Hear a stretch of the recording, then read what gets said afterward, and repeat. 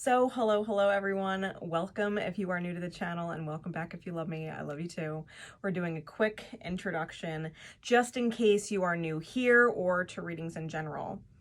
Number one, always only take them if and as they resonate. If it's not your story, it's not your story, and that's okay. Sometimes it's a good thing.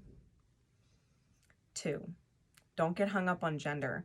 When we talk about masculine, feminine energy, it is the mind and the heart space, okay? The thoughts and the emotions. And sometimes men, or those who identify as men, are feminine dominant, all right? And sometimes it's vice versa. So never get hung up on genders. Always take masculine, feminine as it relates to energy. 3, in collective readings, right? When we do them for the general public, sometimes we as readers are talking to the particular sign in which we are reading for. But that doesn't mean if you're cross-watching, we're not talking to you. If you are watching a particular sign, we may be talking to you about you. We may also be talking about someone that you are dealing with. All right. So we may be talking to you, referring to you, saying you, but you may resonate with it and take it as someone you are dealing with. Although I will always say, if you know it's about someone you're dealing with, just double check and make sure it is not you being perceived that way from someone else. Don't forget to drop a like, leave a comment, let me know if the reading resonated with you. Don't forget to hit subscribe and check out the description information just in case there's something in there that you might enjoy. Thank you so much for being present. My love and support to you always. Let's get into your message. All right, Gemini, so you got your bonus reading for April because you had the most comments in February. All right, technically it was a tie, but you also had the most views, so tiebreaker. Congratulations. If you would like to get bonus messages every month, make sure you hit that like button and leave the comments. And continue to come back and watch it later in the month, because you never know if something stands out to you and you're like, oh, so that's how that made sense. Right? And know that any like or comment you leave will be going towards the bonus readings for June. If you want bonus readings next month, make sure you go back and watch March. Right? Drop a like, leave a comment, let me know about March. So, Gemini energies, the house in which Gemini rules. Spirit, what additional messages do we have for Gemini this month? What else do they need to know for April? What is going on with Gemini and energy for April?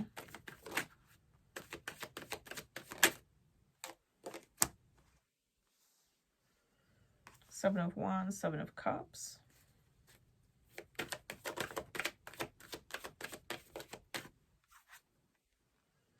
And the Ace of Swords. All right, clarities, please.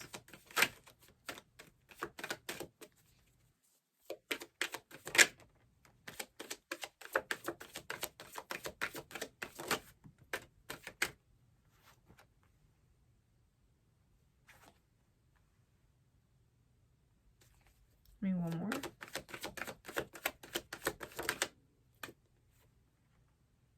All right, we have the Emperor on bottom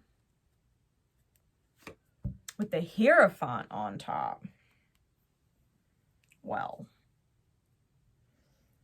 Gemini. I feel like with the Hierophant on top, I feel like you've completed a cycle or learned some kind of lesson.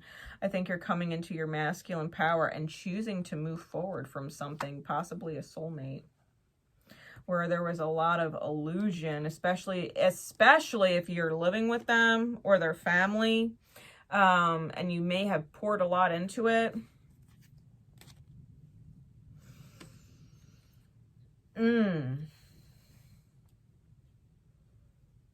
Yeah, the high masculine choice is moving forward from something. Hierophant, you definitely learned the lesson. I think you're defending yourself, which is causing major transformation with the Seven of Wands clarified by the Death card. Seven of Cups clarified by the Three of Cups. That's 10 cups. I feel like you're choosing joy. I feel like you're choosing abundance. And the truth is that's a victory. Because of all the different options you could choose, you're choosing the Three of Cups, which is essentially a joy card. I don't have any other cards out here that would denote third party, so I'm not feeling that at all. But I do feel like the cup you're choosing is the cup of joy, of celebration.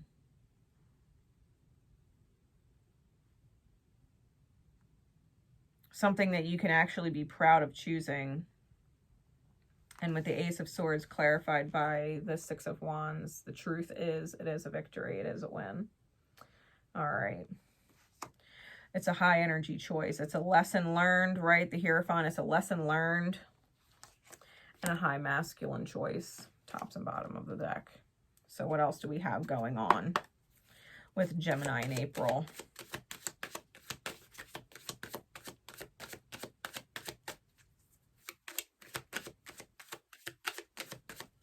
Yeah, I think you want to get close to friends. I think you want to feel like you're with your soul tribe, like people that make you feel at home. Ace of Cups. What else do we have for Gemini? Ace of Wands. We got 3 aces now.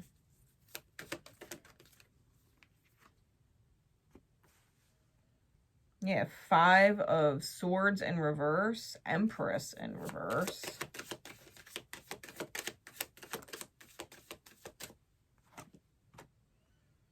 The 2 of Wands. Give me one more. All right, 2 more. 6 of Wands is now out twice with the 7 of Coins. We've got 3 different 7s out here now. Bottom of the deck is the King of Cups. Top of the deck is the 8 of Coins.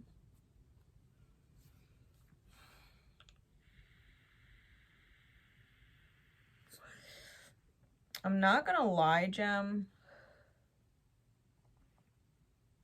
Be careful.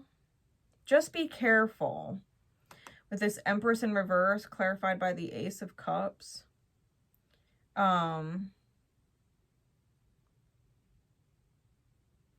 That you're not missing an opportunity for your energy to receive by overflowing in a, I'm going to say in a direction where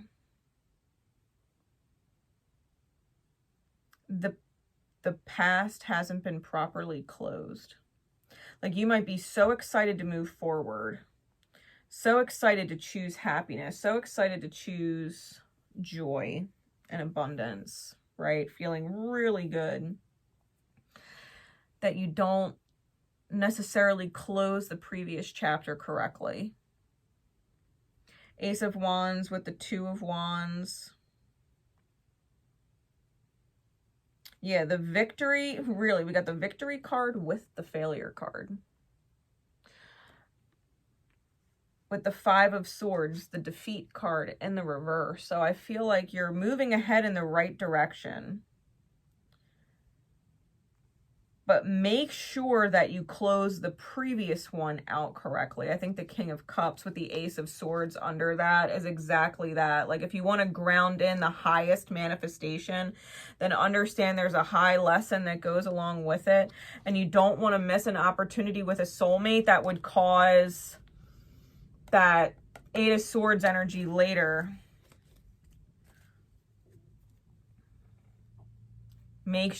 Just make sure that it's closed out properly. Like no regrets, right? No regrets. Leave things on a healthy, respectable term. Okay, even if the other party is not respectful or leaving it on good terms, like this is about you and how you feel when you look back on things. So make sure that if you're going to leave a situation or person or, you know, fill in the blank, whatever it is for you, I feel like if you're going to move forward, then make sure you close the door in a way that you can look back and truly respect yourself. Like if there's love there, make sure the love is expressed.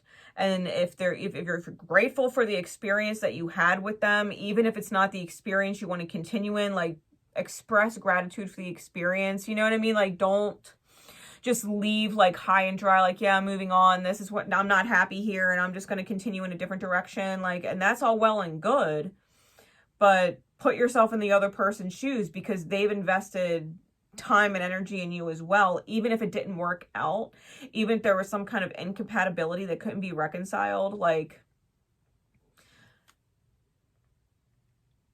make sure that even if you never spoke again, you would still consider each other friends. That if one person ever needed to call the other or tune into the other, you know, or reach out, that it would be, hey, you know, like it's been a while. How are you? Like, is everything okay? You know, that you're reaching out to me, like, is everything okay? You know, and that they know that you would be supportive, right? Or vice versa. Or vice versa, that if you ever needed to call them or wanted to connect with them, like that it would be received well. Not because of, you know, the need to reconcile, but sometimes you just need to reconnect with someone who knows you in a way that maybe others don't. And maybe you can respect their view because you know that they have respect for you and they wouldn't actually steer you wrong in a new situation. Like make sure you're leaving on healthy terms to where you could still consider each other friends. All right, make sure that you end it on a term that you could still consider each other friends, because I feel like if you just move forward and you're seeing the short-term vision, which, you know, Gemini is very good at short-term and seeing what is going on in the reality and taking the immediate steps. Like that's definitely a plus for Gemini. Where they fail to integrate is the polar opposite sign of Sagittarius, which is the long-term view, the bullseye or the long distance outcome. So from a Sag, make sure that you're not going to have regrets in hindsight, that you could put yourself in someone else's shoes and say, you know what, when they look back on this in 10 years, I want them to feel good about the way it ended.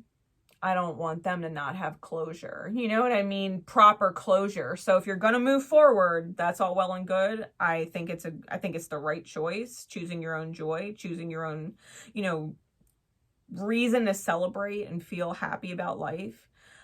Just make sure if you're going to close the chapter, you close it respectfully. Okay. And with consideration so that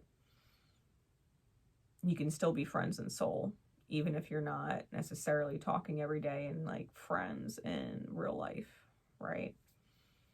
That there's no soul scars left to be cleared up next life, right? Because we tend to meet these people all over again in the next life and heal things that were left unhealed. So,